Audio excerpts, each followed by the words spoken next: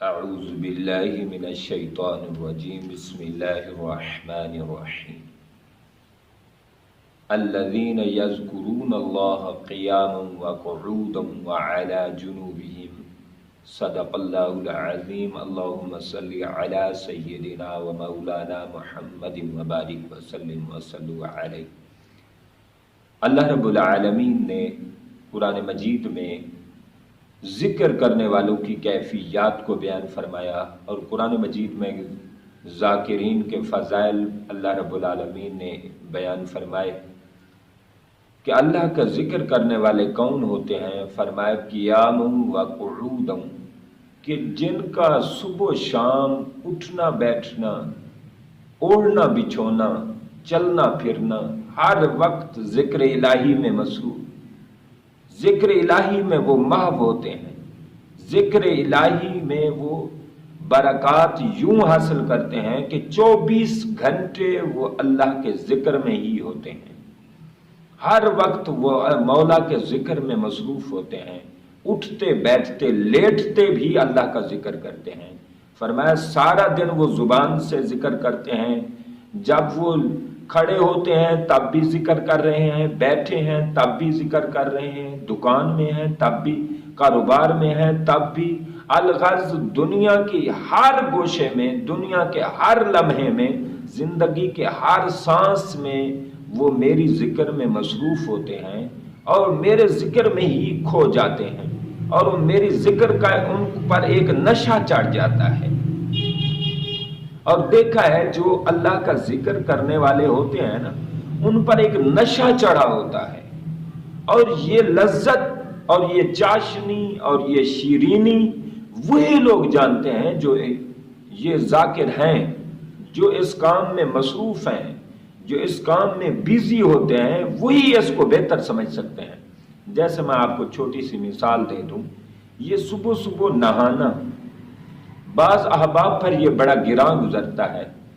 بعض احباب سردی سمجھتے ہیں، ٹھنڈ سمجھتے ہیں صبح صبح کو نہانا، تو وہ کئی دن حتیٰ کہ جمعے والے دن بھی جمعے کے ٹائم ہی نہاتے ہیں۔ اور جو صبح کو نہاتے ہیں، جن کو یہ چسکا لگا ہوا ہے صبح کو نہانا، ہر روز ایوری ڈے وہ نہاتے ہیں، تو ان کو ایک لذت آتی ہے، ان کو سمجھ آتی ہے کہ ہمارا یہ ایک لمحہ میں ہم نہا لیں گے، تھوڑی سی سردی لگے گی، باقی سارا دن پھر سردی لگے گی نہیں، ہم فریش ہو کر سارا دن کام کاج کریں گے، ہماری طبیعت بوجھل نہیں ہوگی، ہماری طبیعت ہلکی پھلکی سی ہو جائے گی۔ تو یہ ان لوگوں کو یہ کیفیات وہ لوگ جانتے ہیں جو صبح صبح نہاتے ہیں۔ ہمارے شہر میں، شہری سٹی لائف میں دیکھا ہے، سب دکاندار نہا کے آتے ہیں، تازہ دم ہو کے آتے ہیں، اور سارا دن وہ بغیر چادر کے ہی گزار دیتے ہیں۔ تو وجہ کیا ہے؟ وجہ یہ ہے کہ ان کو یہ سمجھ آ چکی ہے کہ نہانے سے سردی لگتی نہیں، سردی جاتی ہے۔ اسی طرح اللہ کے ذکر کی بھی ایک کیفیت ہے، وہی لوگ بہتر سمجھتے ہیں جن کو یہ نشہ لگا ہوا ہے، جن پر نشہ یہ چڑھا ہوا ہے، جن پر یہ سوار ہے، وہی ان کی کیفیات سے بخوب آگاہ ہیں کہ ہم جب اللہ کا ذکر کرتے ہیں کتنی بوجھل ہو جاتے ہیں، کتنی بوجھ ہم سے دور ہو جاتا ہے، کتنی ہم ہلکے ہو جاتے ہیں، کتنے ہم فریش ہو جاتے ہیں، اور کتنی ہمیں مزہ آتا ہے۔ سارا آقا علیہ الصلوۃ والسلام نے فرمایا دلوں کا سکون، دلوں کا اطمینان فرمایا اللہ کے ذکر میں ہے۔ الا بذکر اللہ تطمئن القلوب، فرمایا دلوں کا سکون اللہ کے ذکر میں ہوتا ہے۔ آپ احباب، اگر آنکھوں کے آپ کو سکون ہو تو نیند نہیں آتی، اگر کان میں سکون ہو نیند نہیں آتی، ناک میں سکون ہو نیند نہیں آتی، جسم کے ذرے ذرے میں سکون ہو نیند نہیں آتی۔ جب دل میں سکون ہو نا، پھر سارے اعضاء پر، دل چونکہ بادشاہ ہے، سارے اعضاء پر وہ نیند کی کیفیت طاری کر دیتا ہے۔ تو اصل میں نیند سکون تب ہوتی ہے جب دل مطمئن ہوتا ہے، جب دل میں کوئی ٹینشن نہیں ہوتی، پریشانی نہیں ہوتی، مصیبت نہیں ہوتی۔ دل جتنا فریش ہوگا اتنی آپ کو اچھی نیند آئے گی۔ اللہ نے کیا فرمایا؟ الا بذکر اللہ تطمئن القلوب، فرمایا ساری چیزوں کا دل، اللہ کے ذکر میں دلوں کا سکون ہے، دل کو جب سکون ملتا ہے اللہ کے ذکر سے، اللہ کی یاد سے، اللہ کی یاد میں جب دل کو سکون ملتا ہے تو پھر نیند بھی آتی ہے، پھر سکون بھی ملتا ہے۔ پھر ہم نے دیکھا ہے جو اللہ کا ذکر کرنے والے ہوتے ہیں ان کو کسی چیز کی پرواہ نہیں ہوتی۔ لوگ کہتے ہیں یار یہ کہاں سے کھاتے ہیں، کہاں سے پیتے ہیں؟ بھئی جب وہ اللہ کا ذکر کرتے ہیں دل ان کے مطمئن ہو جاتے ہیں، رزق ان کے میں برکت آ جاتی ہے۔ جناب حضرت موسیٰ علیہ السلام فرماتے ہیں کہ ایک دفعہ میں اپنے پروردگار سے پوچھا کہ مالک و مولا میں جاننا چاہتا ہوں تیرے نزدیک تیری بارگاہ میں سب سے مقبول زیادہ کون ہے؟ تیری بارگاہ میں سب سے زیادہ فضیلت والا، شان و عظمت والا کون بندہ ہے؟ تو رب ذوالجلال نے فرمایا اے موسیٰ علیہ السلام تو بھی سمجھ لے جو سب سے زیادہ مجھے پسند ہے، جو سب سے زیادہ اچھا ہے، میری بارگاہ میں سب سے زیادہ فضیلت و شان و عظمت والا ہے، میں اس سے محبت کرتا ہوں، تو بھی اس سے محبت کر۔ حضرت جناب موسیٰ علیہ السلام نے عرض کی کہ یا اللہ پھر بتا کہ وہ ہے کون؟ اللہ رب العالمین نے فرمایا اے موسیٰ کلیم اللہ، دیکھو جس کی زبان ہر وقت میری یاد میں تر ہے، میری یاد میں مصروف ہے، سمجھ لو وہ میرا پیارا ہے، سب سے فضیلت اور سب سے شان و عظمت والا ہے۔ اور جس کی زبان پر میرا ذکر نہیں ہے، جو میری ذکر سے غافل ہے، وہ خود غافل نہیں ہے، میں نے اس کو روک کے رکھا ہوا ہے اور میں اس سے بغض کرتا ہوں، میں اس سے بغض کرتا ہوں۔ اللہ اللہ، ہمیں عقل آ جانی چاہیے کہ یہ کیا بات ہے، اللہ بغض کرے، جس سے اللہ نے بغض کر دیا وہ کہاں کا رہا؟ وَمَن يُضْلِلْهُ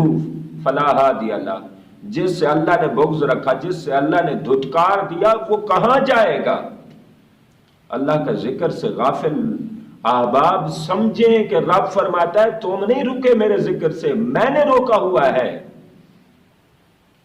یہ حدیث حضرت عبداللہ ابن عمر روایت کر رہے ہیں، ابن عساکر میں، دارقطنی میں، دونوں میں حدیث پاک آئی ہے۔ اور اگلی حدیث حضرت جناب موسیٰ علیہ السلام نے رب العزت کی بارگاہ میں سوال کیا کہ مالک و مولا کرم فرما، مجھے ایک خاص وظیفہ عطا کر، میں تیرے یاد میں مصروف رہوں۔ اللہ رب العالمین نے فرمایا موسیٰ لا الہ الا اللہ، لا الہ الا اللہ کی کثرت کیا کر۔ تو جناب حضرت موسیٰ علیہ السلام نے عرض کی پیارے اللہ اس کی کیا فضیلت ہے، کیا شان و عظمت ہے؟ اللہ رب العالمین نے فرمایا ساتوں زمینیں، ساتوں آسمان اگر مل بھی جائیں تو کلمہ طیبہ لا الہ الا اللہ کا وزن اس سے بھی زیادہ ہے، وزن اس سے بھی بڑھ کر ہے۔ تو پیارے حضرت کلیم اللہ نے عرض کی مالک و مولا میں تو تیرا پیغمبر ہوں، نبی ہوں، میں تو خاص وظیفہ چاہتا تھا۔ اللہ رب العالمین نے فرمایا اے موسیٰ علیہ السلام میرے ذکر کی کیفیت یہ ہے کہ جو میرے ذکر میں آ جاتا ہے اور میرے ذکر میں لگ پڑتا ہے، میرے ذکر کی جستجو میں آ جاتا ہے، پھر میں نہیں دیکھتا وہ چھوٹا ہے یا بڑا ہے، میری رحمت کو جوش آ جاتا ہے۔ میری رحمت کو جب جوش آ جاتا ہے تو اے کلیم اللہ یہ میرا ذکر ہے، میں نے تجھے بتایا ہے لیکن یہ تیرے ساتھ خاص نہیں ہے، تیری وجہ سے تیرا لنگر میں اوروں کو بھی دے رہا ہوں، جو بھی یہ ذکر کرتا رہے گا عظمتیں یہی حاصل کرے گا، یہی عظمتیں حاصل کرے گا۔ اللہ تعالیٰ کے حدیث پاک میں آتا ہے، ترغیب میں حدیث پاک آئی ہے، ابو ہریرہ ہی روایت کرتے ہیں کہ اللہ کے کچھ فرشتے فاضل فرشتے ہیں جو اس دنیا میں راؤنڈ لگاتے ہیں، چکر کاٹتے ہیں اور ذکر اللہ کی مجلس تلاش کرتے ہیں۔ تو جب ان کو کوئی مجلس مل جائے جس میں اللہ کا ذکر ہو رہا ہے تو سارے فرشتوں کو وہ بلا کر وہیں جمع ہو جاتے ہیں، اللہ کا ذکر کرنے والوں کے ساتھ بیٹھے رہتے ہیں اور مالک کے حضور شکر کرتے ہیں کہ مالک آج کا ہمارا دن اچھا گزرے گا، تیری یاد میں ہم بیٹھ گئے ہیں۔ اور یہ شکر اس لیے کرتے ہیں کہ ساری کائنات اللہ کا ذکر کرتی ہے، یسبح للہ ما فی السماوات و ما فی الارض، ہر کائنات کا ذرہ ذرہ اللہ کا ذکر کرتا ہے، ہر چیز اللہ کا ذکر کرتی ہے، مگر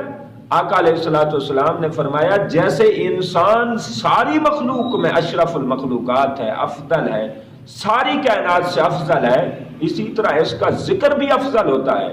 تو فرشتوں کو جب انسانوں کا، مومنین کا ذکر کا حلقہ مل جاتا ہے، ذکر کی مجلس مل جاتی ہے، محفل مل جاتی ہے، تو وہ شکر کرتے ہیں کہ ہم افضل اور اعلیٰ ذکر خدا میں شامل ہو گئے ہیں۔ اس لیے وہ شکر کرتے رہتے ہیں، حتیٰ کہ جب تک یہ محفل لگی رہتی ہے، حتیٰ کہ اللہ کی بارگاہ سے کچھ اور فرشتے اترتے ہیں، وہ آ کے ان مجلس و محفل والوں میں اعلان کر دیتے ہیں کہ اٹھو، رب نے تمہاری بخشش کر دی ہے، رب کے ذکر میں تم لگے رہے، اللہ نے تمہاری بخشش کر دی ہے۔ مستدرک حاکم کی حدیث پاک ہے، فرمایا اے لوگو، فرشتگان خدا کی کچھ جماعتیں زمین پر ذکر کی مجلسیں تلاش کرتی رہتی ہیں، تو فرمایا تم جو ہے نا جنت کے باغات میں جایا کرو اور جنت کے باغات میں چرا کرو، کھایا پیا کرو، انجوائمنٹ کیا کرو۔ حضور جنت کے باغات کیا ہیں؟ فرمایا جنت کے باغات اللہ کے ذکر کی مجلسیں ہیں، اور چرنا کیا ہے، کھانا، انجوائمنٹ کیا ہے؟ فرمایا میرا ذکر ہے، جتنا میرا ذکر کرتے جاؤ گے یہاں وہاں نعمتوں سے مالا مال ہوتے جاؤ گے، یہاں وہاں عظمتیں حاصل کرتے جاؤ گے۔ یہ آپ اندازہ کرتے جائیں کہ اللہ کے ذکر میں اللہ نے کتنی عظمتیں رکھی ہیں اور کتنی شان و شوکت اللہ رب العالمین نے رکھی ہے۔